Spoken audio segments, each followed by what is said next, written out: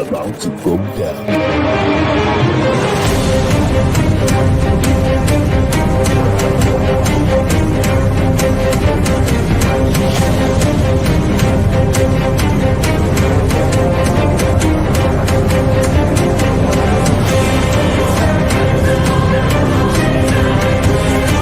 It's lovely pass, and here he turns cleverly. Can he find a finish? Oh, he can! Skilled by Joshua, and a return right hand. Good counter right. Bullen is hurt. Second right hand. That clipped him as well.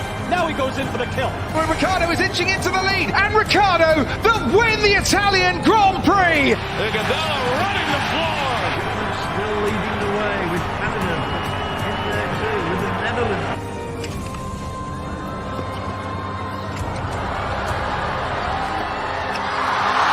And Musa makes it 4 goals in 2 World Cup matches.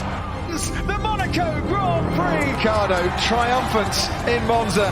Through Bowden Barrett and an early touch and an excellent. Sports Orbit. We make the world go round. It's about to go down.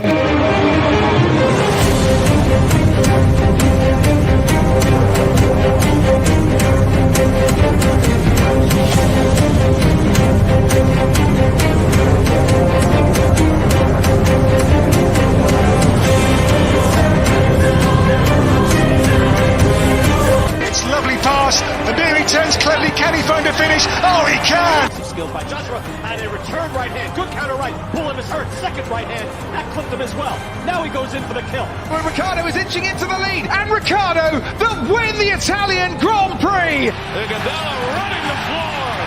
Still leading the way with Canada in there too with the Netherlands.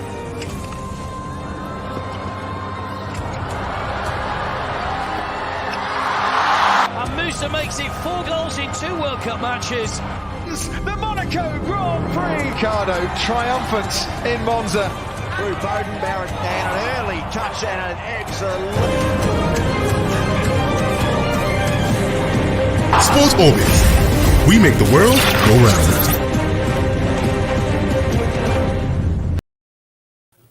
Hello, viewers out there. You're welcome once again to Sports Orbit.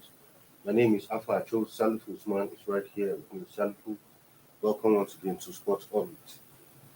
Thank you, Alpha. It's always a pleasure to be with you on the Sport of It.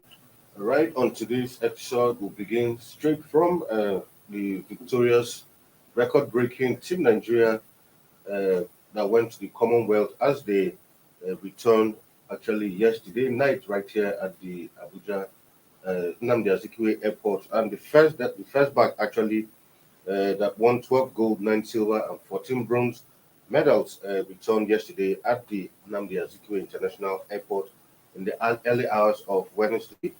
They were received by scores of well-wishers who sang and danced to welcome them.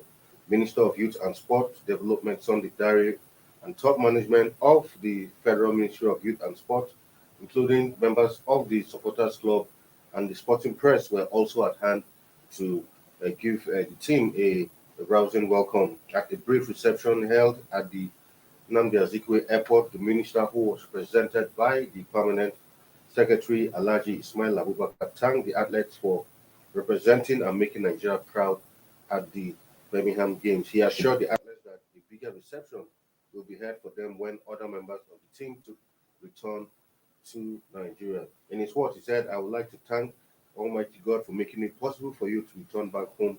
We thank Mr. President for making it possible for us to participate at the game, and we are happy on behalf of the minister and the entire staff of the ministry." He further said, "I'm happy that you were able to win many medals for the first time in the history of the nation."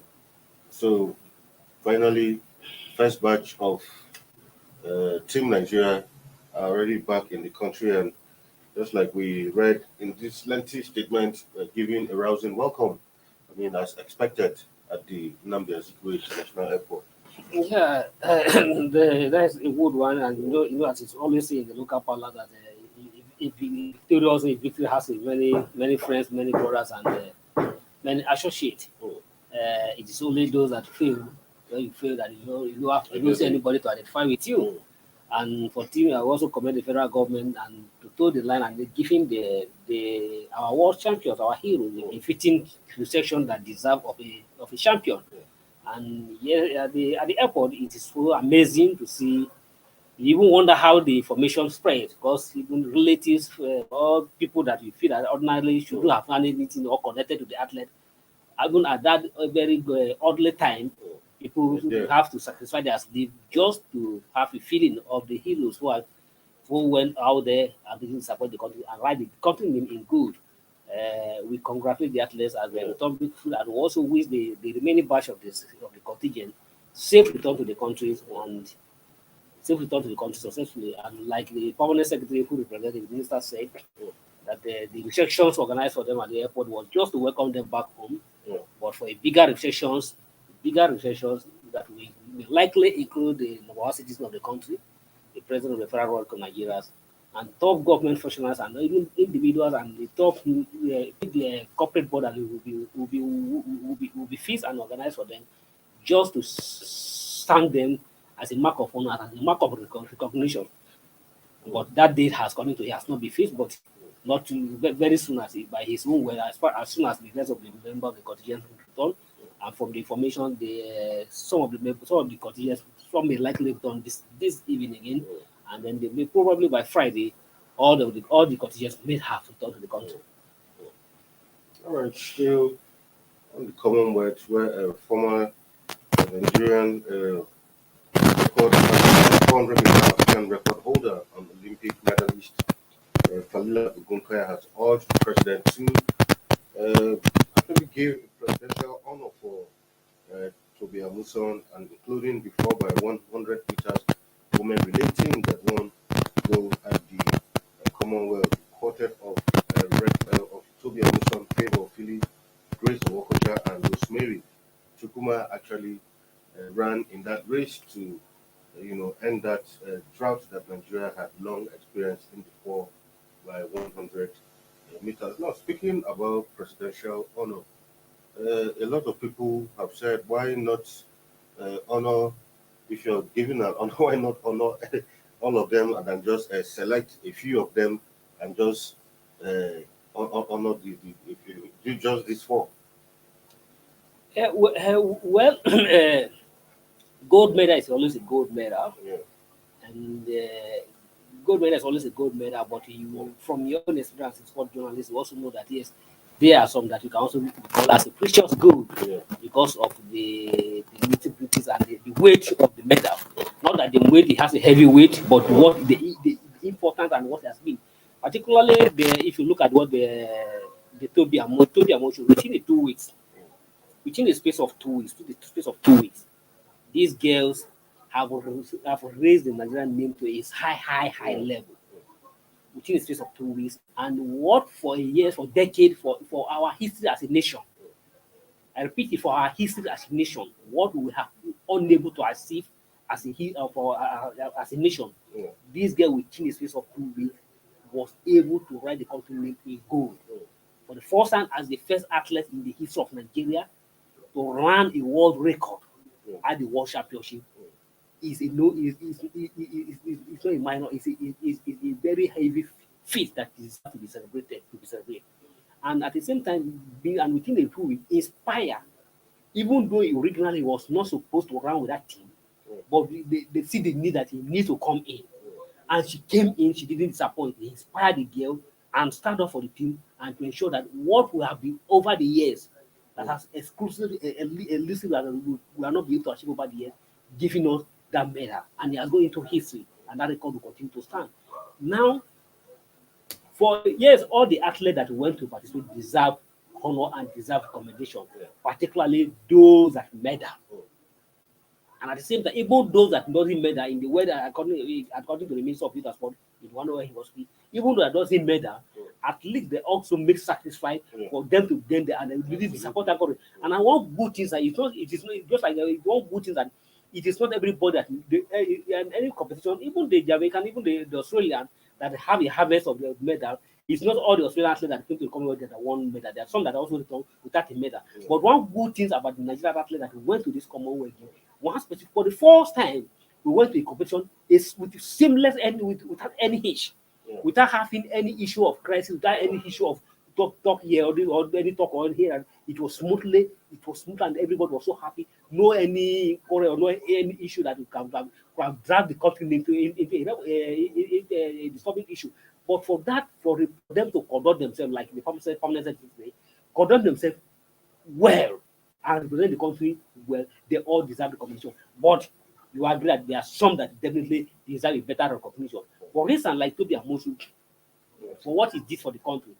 For me, if I may suggest, the recognition is not about say giving her a presidential handshake or giving her money or giving her anything. I think there is something to be attached to her, so that even the children are yet unborn now come to it, when they hear it, they say, what happened? Why this thing is this?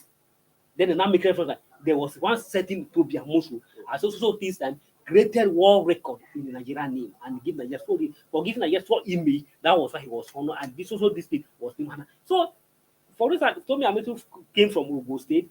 There's nothing wrong. The secondary school he finished from Ogun State, name that school after her as the Tobi Amosu Girls School, or if there is street or anything, any monument that can be named after her, so that it stands for the rest of the country. In fact, everybody, even the students that know will come to now and find out why social school was named after Tobi Amosu, or why social monument or any national it can be named after her. So that you immortalize after her. So you give that name will last long, and everybody that came will find out why you and you encourage those to that yes, it is worthy to represent the country and do your country. When you do your country, you will be appreciated. Away from that now to some female football, talking about Costa Rica 2022, actually beginning today, where the Falconets will be up against the French side tonight, actually early hours of this morning in their first game. And the Super Falcons, actually every hours of Thursday will be open to get all 3 points. I mean, we spoke about them yesterday at length. Coach Danjuma has been sounding very confident, and he said they are going there not just to make up the numbers, but their aim is to go all out and win this trophy for the first time. Yeah, we hope that just like Danjuma say, we'll be able to give that. But the most important is that in any competition, your first match matters a lot. Yeah. And you need the desire of any team, and you need not to start on the losing note.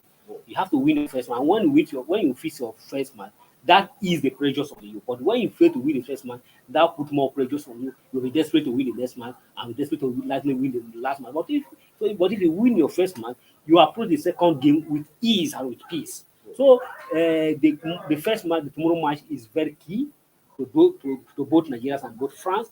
And we believe that Coach Dajima and his technical crew will be able to do the magic to ensure that at least we'll get a better result. France is not a no-nonsense team. It's a very tough team, and we have to start well against the France tomorrow. I mean, absolutely, I agree with you. France is not an easy team, whichever be the under-20 or the senior team.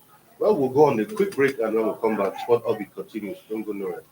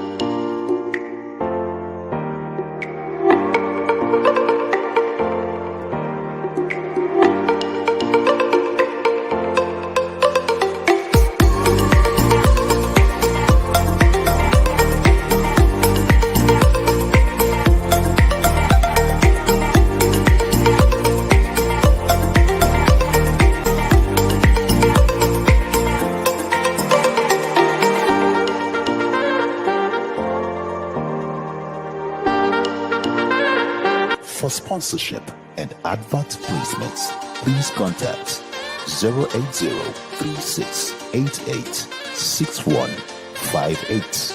Last Word Leadership Podcast Studio. You have the last word.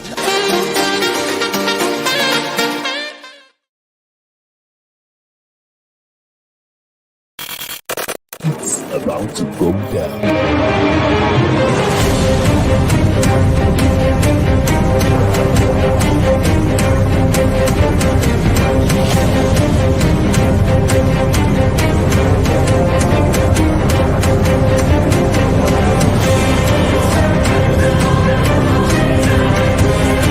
It's a lovely pass, and there he turns cleverly. Can he find a finish? Oh, he can! Skilled by Joshua, and a return right hand. Good counter right. Bullen is hurt. Second right hand. That clipped him as well. Now he goes in for the kill. Well, Ricciardo is inching into the lead, and Ricciardo will win the Italian Grand Prix. Iguodala running the floor. Still leading the way with Canada in there too, with the Netherlands.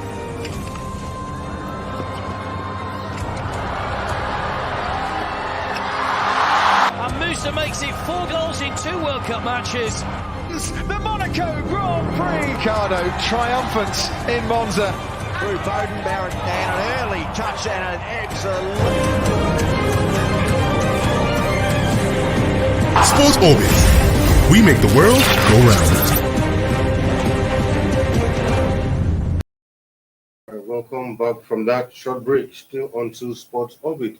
Still on the under 20 Women's World Cup, where France coach Haziraj, Sonia Haziraj, has actually said that she's expecting a tough game as they confront the Falconets of Nigeria in the early hours of tomorrow in their encounter. She said the Nigerians always get out of their group at the youth tournament. I've watched them and they are a very well-drilled, hard-working side. They have great pace and are very athletic, and have to be ready to match them in that respect. Of course, in their one of their warm-up games, they defeated against Ghana. They actually won that one 4-0, but according to her, yes, winning a Ghanaian side 4-0, good enough, but it will be a different ball game when they meet the Falconets tomorrow. Yes, definitely it will be a different ball game. And the intention to play Ghana was just to know the strength of the Nigeria team, so that they can know now the style of the Nigeria team. But they'll be disappointed when they face Nigeria tomorrow. And it's good that he admitted that the Ghanaian team is quite different from the Nigerian team. And if you're looking at the Falconet, yes, Falconet may not have won the World Championship, but a team that has qualified and really the final for two editions of the championship, can't be ignored, can't be seen as a minor. And for Super Falcon getting to this level, play seven matches to qualify for this match. And that all those matches were a very tough game, although against our African opponent.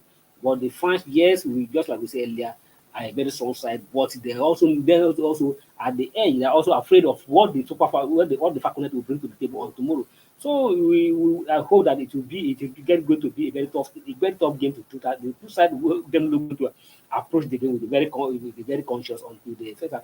But I see that game being won from the technical bench, and the team that know how to take the technical know-how will definitely emerge victorious. And that is where all the Dajima is coaching crew not to slack. They have to be up there and they have to be up and doing and ensure that the game maintain 100% concentration throughout the game. I mean, like we said, that match comes up early hours of tomorrow. I'm sure a lot of Nigerians might be in bed by then, but we'll do what we can to ensure that we keep an eye on that one, give you an update in our subsequent edition. To some transfer news where Umar Sadiq, yesterday we spoke length about him, where the president of the club has actually said that he knows, Sadiq will definitely be moving away. And from what we are hearing, he has agreed personal terms with Villarreal, but will need to agree a transfer fee with his club. Almeria are actually demanding for 25 million euros for the striker. It is believed that the two Spanish clubs will in the next few days agree on the fee for Sadiq.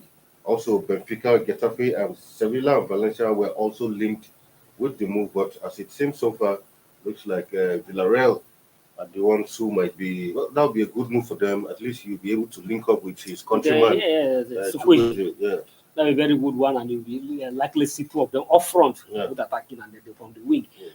We hope they let the contract since he has the beauty thing that since he has agreed the personal time with the club, I think everything is just it's almost costing to the victory at the end. So for agree on the price fee between the two Spanish club will not be a big deal. The most important is that him and the club has agreed on their personal time on their issue. So I believe that the two clubs will close the rank and ensure that the transfer proceeds. Since the two of them have give their consent that the player will likely move and the player will likely come. I mean, for me, this will be a very good move and upgrade because whichever way you look at it, Villarreal is a solid team in La Liga. Yeah, exactly. I mean, with a tested coach in person of Unai Emery, don't forget that even the Champions League, they went all the way to the semi-final. So it's not a team have won the Europa League also 2 seasons ago. So it's a big step up for him, if you ask me.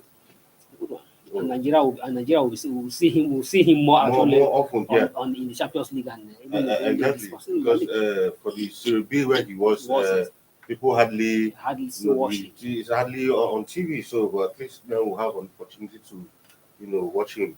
Well, still on transfer news, where reports say that Chelsea actually in talks to bring back Aubameyang to the Premier League as their search for a striker continues. Recall that Aubameyang just moved to Barcelona just about towards the end of last season.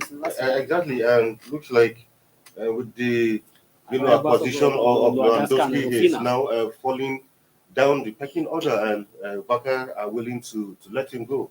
Yes, I think it's more likely that Aubameyang, if he loves himself, he has to also look way out of the Barcelona. Because if he remains in Barcelona, that may signal to an end of his career. Barcelona have signed 2 strikers, and the 2 strikers that they signed in the person of Lewandowski and Rafinha. You know that it is very tough for you to break into this striker, and you need to up your game for you to have a competitive or a regular matches.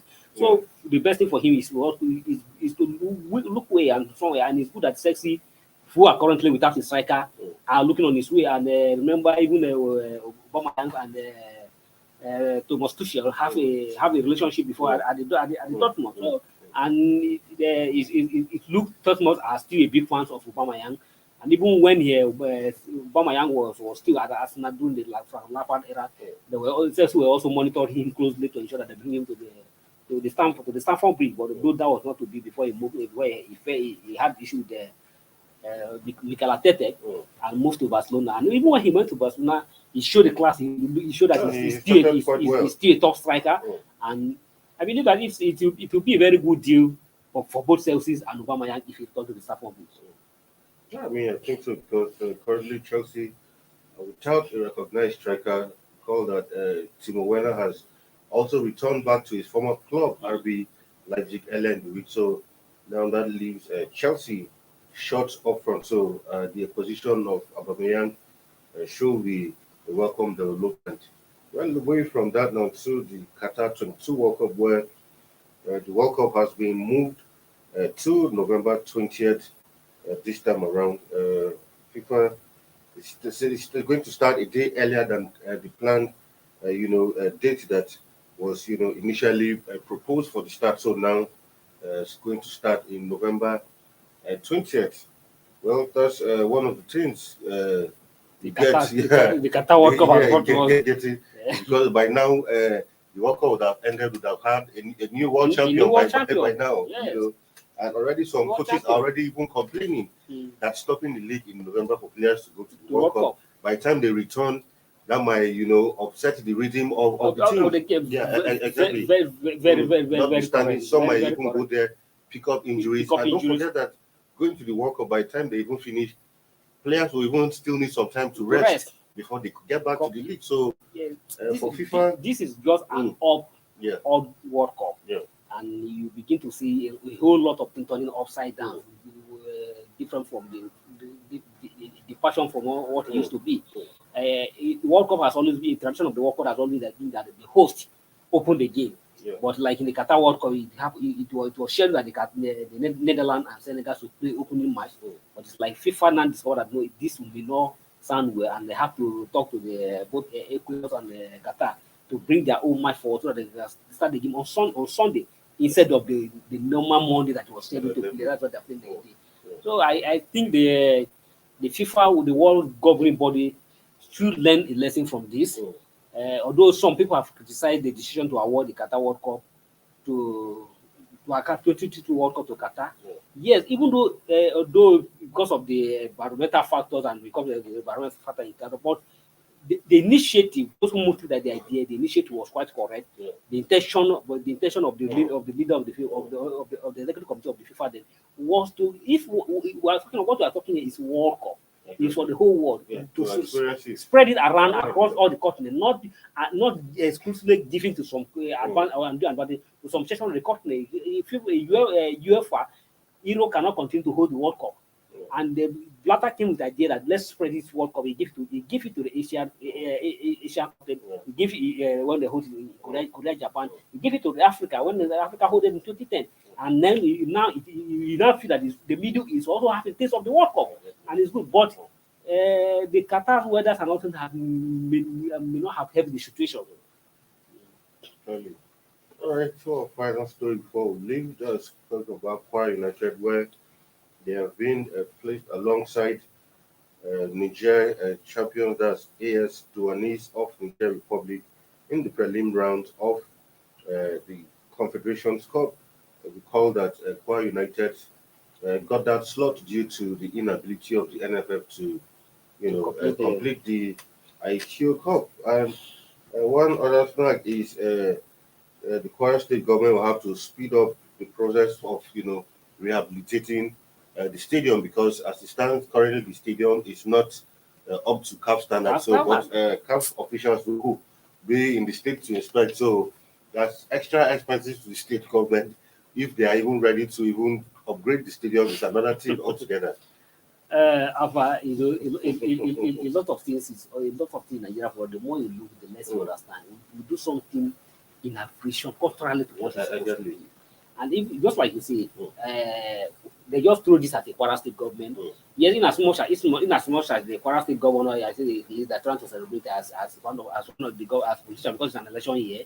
I see one of the achievements that yes, he was able to set the during his era, the club was able to unimaginably or magically, whatever, get the continental ticket.